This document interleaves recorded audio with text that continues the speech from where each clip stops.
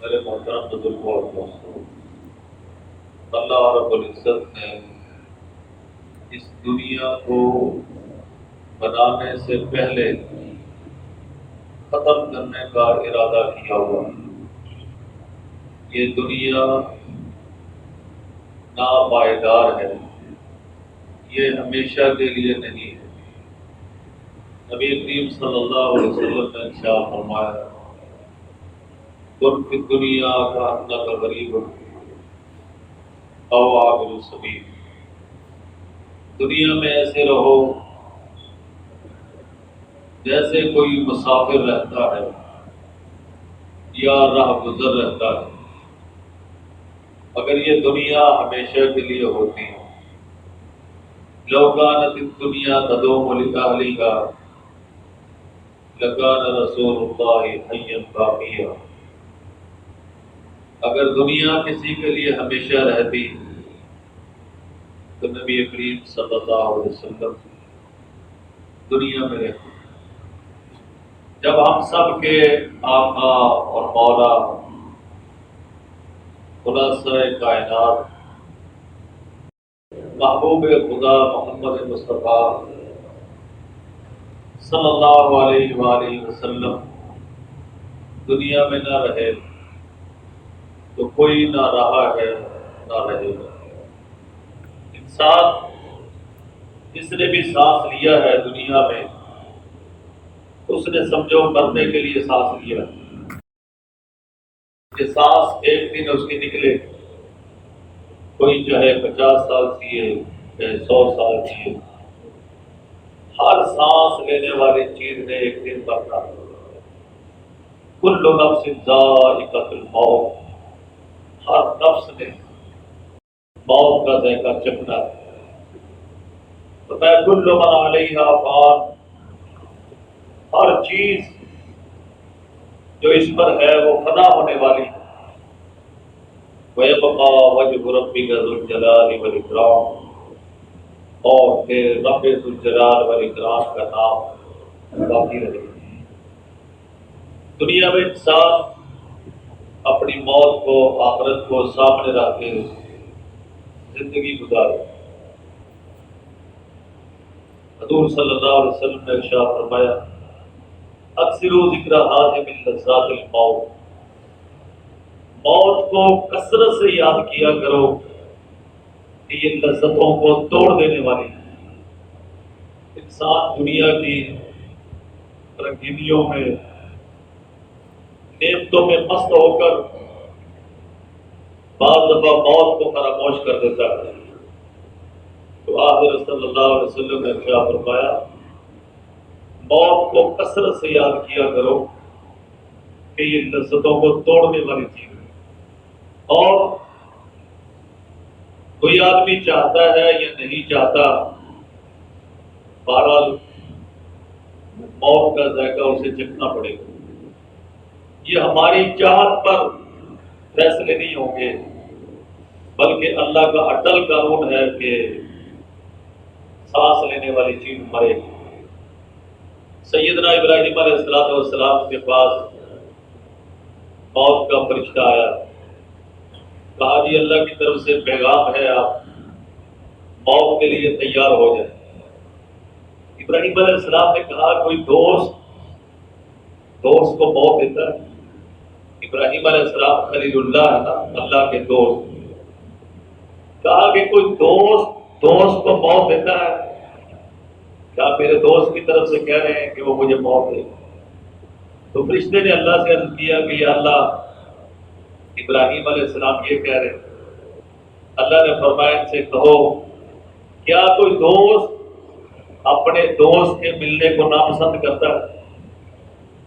موت تو اللہ سے ملاقات کا ایک ذریعہ ہے، حدیث میں آتا ہے من احب لقاء اللہ فاحب لقاء، جو آدمی اللہ سے ملنا پسند کرتا ہے اللہ بھی اس سے ملاقات کو پسند کرتے ہیں۔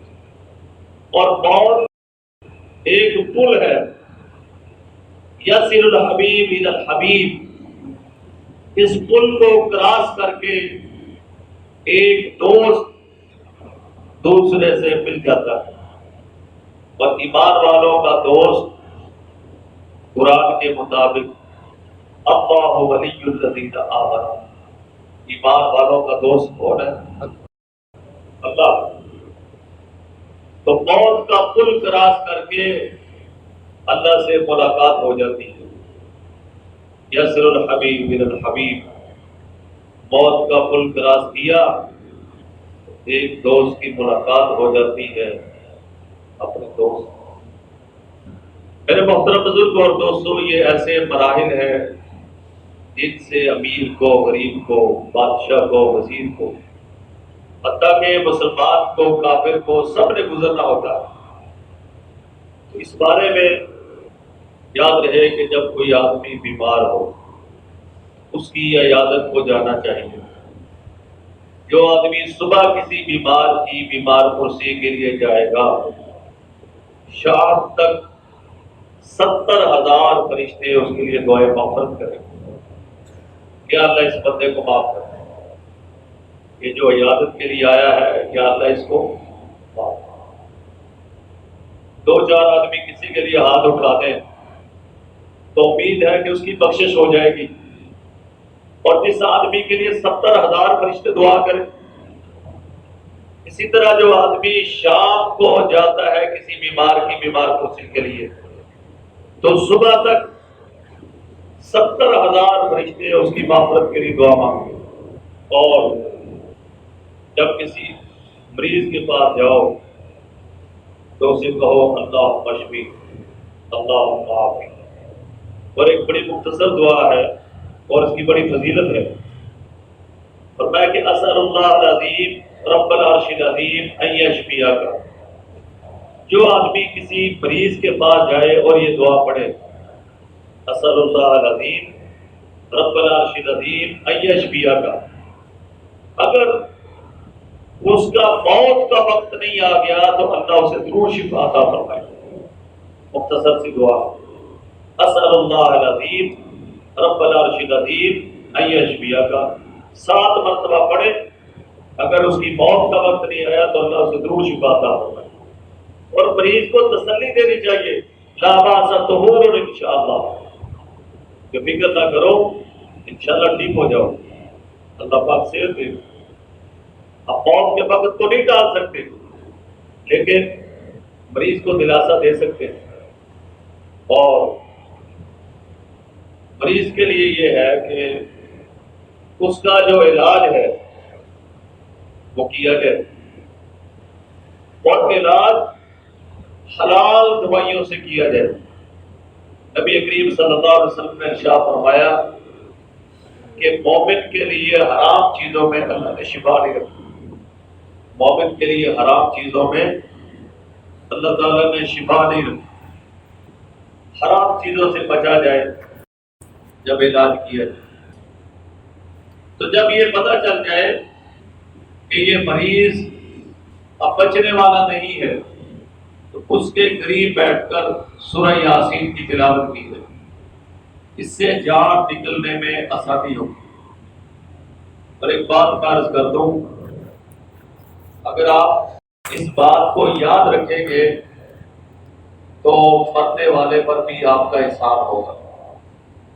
تو مولانا اشرف علی تھانوی رحمۃ اللہ علیہ فرماتے ہیں کہ مرنے والے کے پاس کوئی تصویر والی چیز ہو تو یا تو وہ چیز وہاں سے ہٹا دو یا اس کی چارپائی کو اٹھا کے کسی اور جگہ رکھ دو، کیونکہ ایسی جگہ پہ رحمت کے فرشتے نہیں آتے اور مردے کو، مرنے والوں کو بڑی تکلیف ہوتی ہے۔ حدیث میں آتا ہے کہ لا تدخل الملائکۃ بیتا فیہ کلب ملعصورا، جہاں کتے اور فوٹو ہوتی ہے وہاں اللہ کی رحمت کے فرشتے نہیں آتے، وہاں رحمت کے فرشتے نہیں آئے۔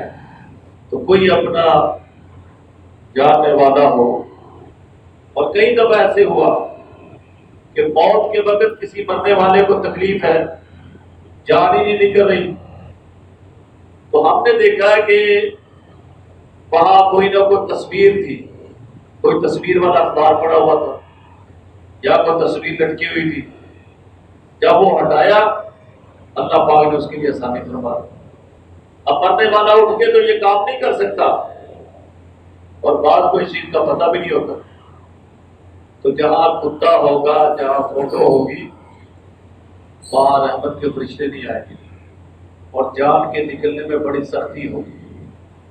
تو مرنے والوں پر احسان یہ ہے کہ وہاں سے ان چیزوں کو ہٹایا جائے اور سورہ یاسین کی تلاوت اس کے پاس کی جائے، اور جب جان کرنے کا وقت آ جائے تو زور سے بلند آواز سے اس کے پاس کلمہ پڑھا جائے، لا الہ الا اللہ، لا الہ الا اللہ محمد رسول اللہ، تاکہ سن کے وہ بھی پڑھنا شروع کر دیں۔ اس کو نہ کہا جائے کہ کلمہ پڑھو، کیونکہ وہ حالت ایسی ہوتی ہے کہ اللہ سب کے لیے آسانیاں فرما دے۔ نبی کریم صلی اللہ علیہ وسلم دعا مانگتے، اللہم اعنی علی سکرات الموت، اے اللہ موت کی سختیوں میں میری مدد کرو۔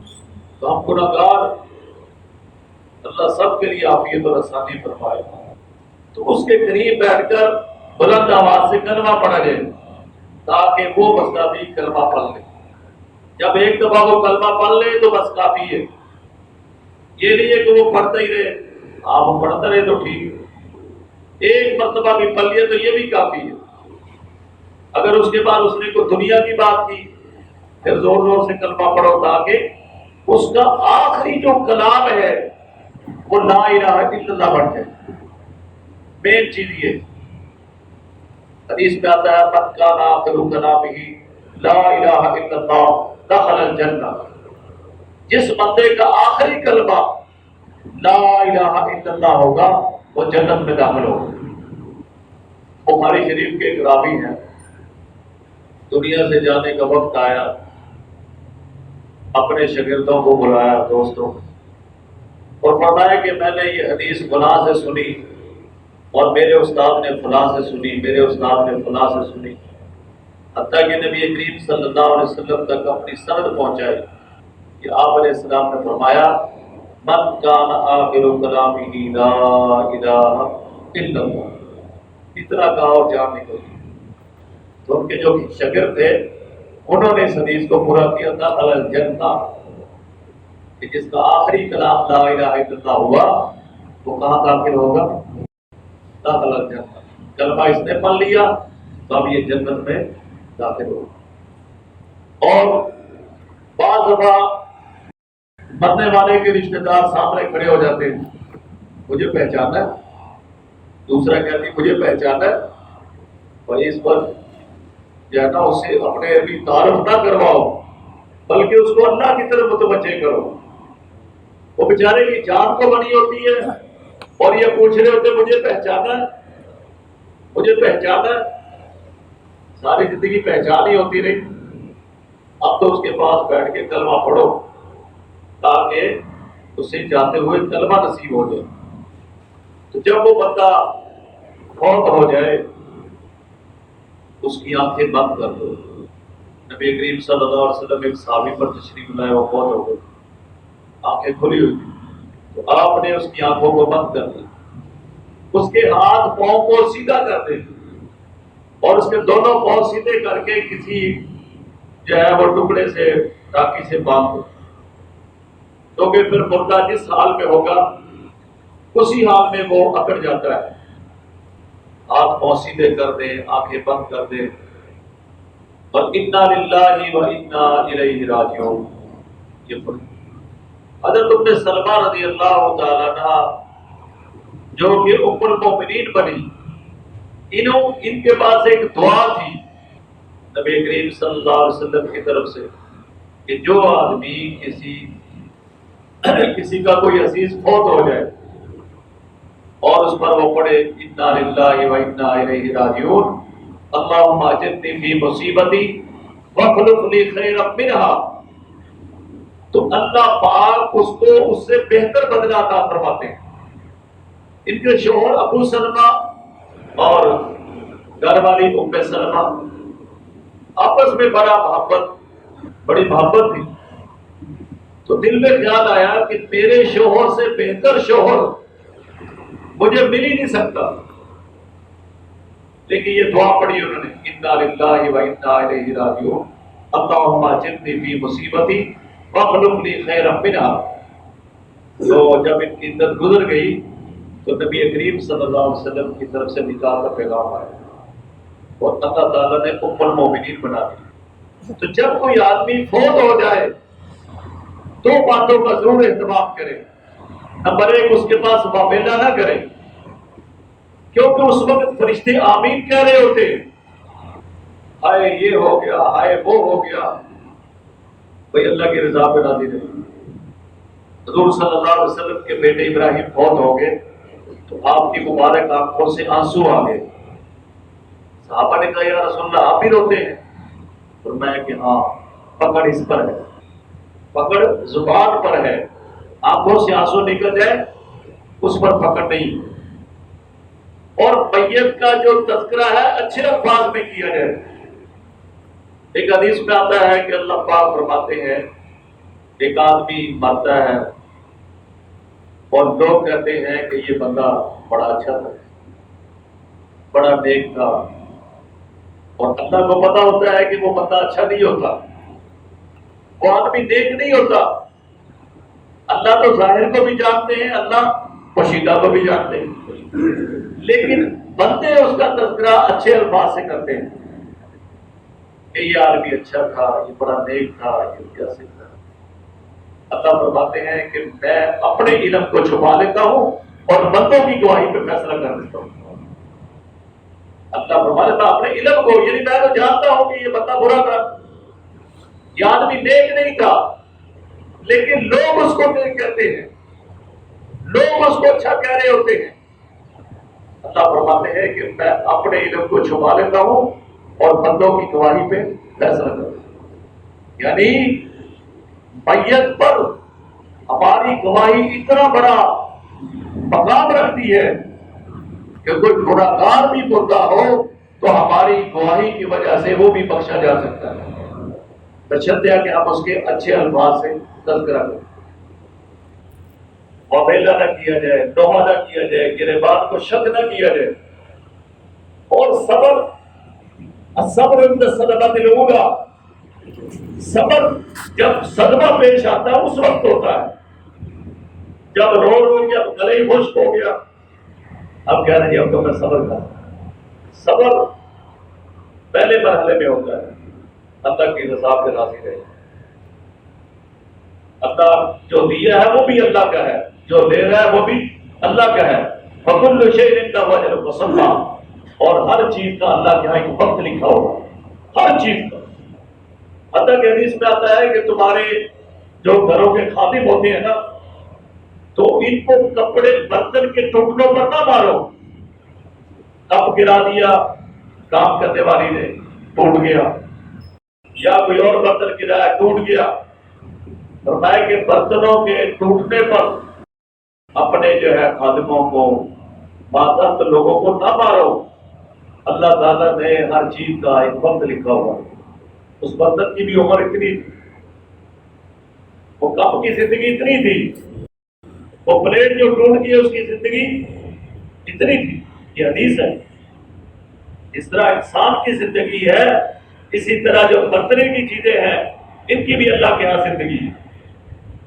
تو وہ جب اس کا وقت آ جاتا ہے وہ کسی کے ہاتھ سے بھی ٹوٹ جاتی ہے. تو اللہ پاک نے ہر مرد کا, عورت کا وقت لکھا ہوا ہے. ایک آدمی ہے, اس کا بچہ فوت ہو جاتا ہے, اللہ پاک فرشتوں سے پوچھتے ہیں کہ تم نے میرے بندے کے دل کے پھل کو لیا ہے, میرے بندے کے دل کے پھل کو لیا ہے, جگر کا ٹکڑا انسان کی اولاد, تو بتاؤ میرے بندے نے کیا کہا؟ فرشتے نے کہتے ہیں یا اللہ, اس آدمی نے حمد اللہ واسترجع, انا للہ پڑھا اور یا اللہ آپ کی تعریف، کسی کا بیٹا فوت ہو گیا، اللہ پوچھتے ہیں فرشتوں سے بتاؤ بھائی اس نے فوتگی پر کیا کہا؟ اب تو بعض اگر کلمہ کفر وقت بولتے ہیں، اللہ نے پتہ نہیں ہمارا گھر ہی دیکھ لیا تھا، ہم نے پتہ نہیں کون سا گناہ کیا ہے، ایسے ایسے کلمات بولتے ہیں۔ بعض دفعہ یہ کلمات کفر تک پہنچ جاتے ہیں، جس سے جو ہے نکاح بھی ختم ہو جاتا ہے، ایمان بھی ختم ہو جاتا ہے۔ اگر اس کو پتا چلے میرے کلمات سے میرا نکاح بھی ختم ہو گیا، ایمان بھی ختم ہو گیا، کتنا دکھ ہوگا۔ ایک گھر میں میت ہو گئی اور دوسرا کفر ہو گیا۔ صبر کے کلمات بولنے چاہیے۔ تو اللہ پاک فرشتوں سے پوچھتے بتاؤ تم نے میرے بندے کے دل کے پھل کو لیا، تو اس نے کیا کہا؟ فرشتے کہتے ہیں حمد اللہ واستغفر، یا اللہ اس نے آپ کی تعریف کی ہے اور اس نے انا للہ و انا الیہ راجعون پڑھا ہے۔ اللہ فرماتے اچھا تو پھر ایسا کرو کہ جنت میں اس کا ایک محل بناؤ اور اس محل کا نام بیت الحمد رکھو۔ بیت الحمد یعنی تعریف والا محل۔ اور یہ کب ملتا ہے؟ یہ صبر پر ملتا ہے۔ تو اس کے بعد جو موت کے مراحل ہیں ان سے جب وہ بندہ گزر گیا تو نبی کریم صلی اللہ علیہ وسلم نے حضرت علی سے فرمایا کہ علی 3 کاموں میں جلدی کرو۔ نمبر 1، جب عورت کے جوڑ کا حامل مل جائے تو نکاح میں جلدی کرو۔ نمبر 2، جب نماز کا وقت آ جائے تو جلدی کرو۔ اور نمبر 3، جب کوئی آدمی فوت ہو جائے تو اس کے کفن دفن میں جلدی کرو۔ میرے محترم بزرگوں اور دوستوں، ہمارے ہاں یہ بھی رواج پھیلتا جا رہا ہے کہ کوئی آدمی فوت ہو جاتا ہے اس کو سرد خانے میں رکھ دیتے، فلاں امریکہ سے آئے گا تو پھر اس کو دفن کریں گے۔ رحمت دو عالم صلی اللہ علیہ وسلم کی تعلیمات یہ کہ اس کو جلدی دفن کیا جائے۔ تو اس کے لیے میرے بھائی یہ ہے کہ اس کے غسل کا، کفن کا انتظام کیا جائے۔ جو آدمی کسی مردے کو غسل دیتا ہے وہ گناہوں سے ایسے پاک ہوتا ہے جیسے آج ہی ماں کے پیٹ سے پیدا ہوا ہے۔ اور جو آدمی کسی مرنے والے کو کفن دیتا ہے اللہ پاک اس کو جنت کا جوڑا پہنائے، جنت کا جوڑا پہنائے۔ کفن دینے پر اتنی بڑی فضیلت ہوتی ہے۔ اور جنت کا جوڑا پہنائے جانے کا مطلب کیا ہے؟ اس کا ایک مطلب یہ بھی ہے کہ اللہ اس کا خاتمہ کو ایمان پر کرے گا، مرتے ہوئے اسے کلمہ نصیب ہوگا، تو پھر جنت تو اسی کو ملے گی جو دنیا سے ایمان کی حالت میں جائے گا۔ جو شخص کسی کو غسل دے مردے کو، تو نبی کریم صلی اللہ علیہ وسلم نے ارشاد فرمایا اللہ پاک اس کو ایسے گناہوں سے پاک کرتے ہیں جیسے آج ہی ماں کے پیٹ سے پیدا ہوا۔ اور جو مردے کو کفن دے دے اللہ اسے جنت کا جوڑا پہنائے۔ اتنی بڑی فضیلت ہے۔ لیکن جب کوئی آدمی فوت ہوتا ہے تو سب اس سے دور بھاگتے ہیں، حتیٰ کہ باپ ہے بیٹے کے قریب نہیں آتا، بیٹا ہے باپ کے قریب نہیں آتا۔ یہ ہماری وفائیں، ابھی گھر سے باہر بھی نہیں نکلا سارے رشتہ دار بے وفا ہو جاتے، ان کو ڈر لگتا ہے میت سے، اس کے کپڑے بھی اتار کے مولانا صاحب کو دے دو، اس کے جو ہے وہ یہ جو چادر پہنتا تھا وہ بھی قاری صاحب کو دے دو، یہ گاڑی میں بیٹھتا تھا وہ بھی قاری صاحب کو دے دو۔ وہ کیوں نہیں دیتے؟ ان کپڑوں سے ڈر لگتا ہے، اور صاحب کو دے وہ نہیں پڑے گا۔ جو گندی مندی چیزیں کہتے مولوی صاحب کو دے دو، مولانا صاحب بھی کچھری باندھ کے بڑے جا رہے ہوتے، تو خدا کا خوف کرو۔ تمہیں اس کے کپڑوں سے ڈر لگتا ہے، اس کی گاڑی سے ڈر نہیں لگتا؟ بھی دے دو مولانا صاحب۔ تو میرے محترم بزرگوں اور دوستوں، یہ جو میت کی ایک سوئی ہے اس میں بھی بارہ شریک ہے، میت کی جو گاڑی بینک بیلنس اور جو میت کی کوٹھیاں ہیں اس میں بھی ہر ایک بارہ شریک ہے۔ تمہیں تو فیصلہ کرنے کا اختیار ہی نہیں جب تک سارے وارث کی اجازت نہ دے دیں۔ اب تو مولانا حضرت ڈاکٹر عبداللہ عالمی صاحب رحمۃ اللہ علیہ، مفتی شفیع صاحب رحمۃ اللہ علیہ فوت ہوئے تو وہاں گئے، ڈاکٹر صاحب بھی بیمار تھے، تو ان کے گھر والوں نے کہا حضرت آپ یہ مفتی صاحب کی دعائی کو خمیرہ تھا وہ بنا لیں۔ فرمایا کہ یہ اب مفتی شفیع کا نہیں رہا، اب یہ وارثوں کا ہوگا۔ اللہ وہ خمیرہ کتنے کا ہوگا؟ 50 کا ہوگا، 100 کا ہوگا۔ فرمایا کہ یہ اب ان کا نہیں، اگر سارے ورثاء اجازت دے پھر استعمال ہو سکتا ہے۔ تو سارے جو چونکہ سارے رشتہ دار جمع تھے، ان سب سے اجازت لی تو پھر انہوں نے وہ دوائی استعمال کی۔ مرنے والے کی جیب میں ایک الائچی ہے، وہ بھی سارے وارثوں کی اجازت کے بغیر استعمال نہیں کی جا سکتی۔ اب تو مرنے والے کے پال سے گلچڑے اڑا رہے ہوتے، ختم شریف، پھر جناب وہ تسبہ شریف، پھر تریا شریف، پھر 40واں شریف۔ میت کا کھانے کے لیے سارے شریف ہم جمع کر لیتے، رسم گل فصلوں میں اعلان ہوتے ہیں، آجو مردے کا حرام مال کھاؤ۔ کیا نبی کریم صلی اللہ علیہ وسلم کے زمانے میں یہ تھا؟ شرعی مسئلہ تو کوئی پوچھتا ہی نہیں ہے، اپنی ناک کے مسئلے ہیں، ناک رہ جائے بس، ناک رہ جائے، بندہ زکات نہ دے، ایک آدمی فوت ہو گیا، وہ وراثت تقسیم ہو یا نہ ہو لیکن ختم نہیں دلوایا، پکا وہاں بھی ہے، گستاخ ہے، مر گیا مردود، نہ فاتح نہ درود۔ یہ کیا جہالت کی باتیں بھائی، آدمی فوت ہو گیا، میں نے ابھی آپ کو بتایا کہ الائچی ہے اس کی جیب میں، اس کو بھی سارے وارثوں کی اجازت کے بغیر آپ نہیں دے سکتے کسی کو۔ اور یہ جو ہم نے یہ رسمیں بنائی ہوئی ہیں، یہ دین کے مسئلے نہیں، یہ ناک کے مسئلے ہیں، یہ ناک کے مسئلے۔ ہر وارث کو اس کا حصہ دے دو، پھر وہ چاہے سارا مسئلہ اٹھا کے دے دے، کوئی نقصان نہیں۔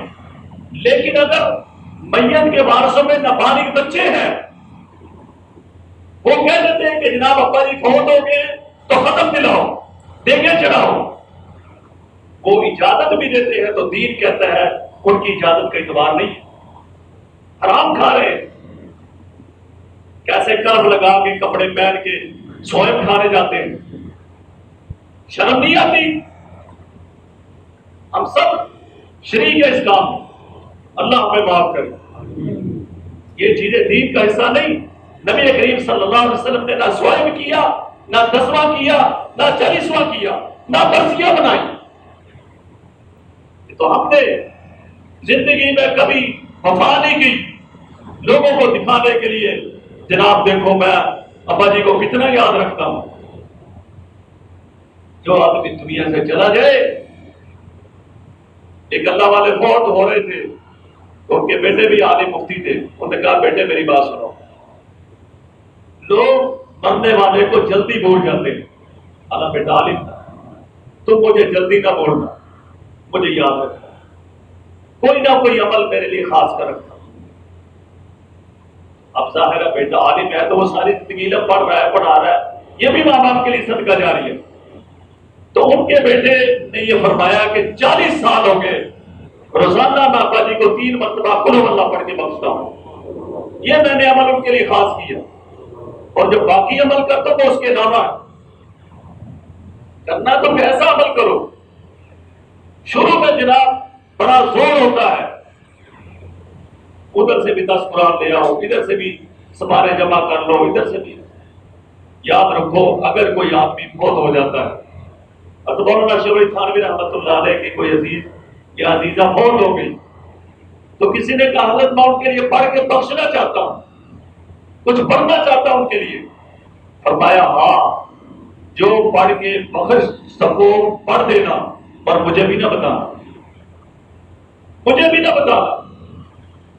اخلاص والا عمل پورے قرآن کی جگہ ایک مرتبہ سبحان اللہ کہہ دیا، یہ اخلاص والا عمل مجھ سے بھی اونچا ہے۔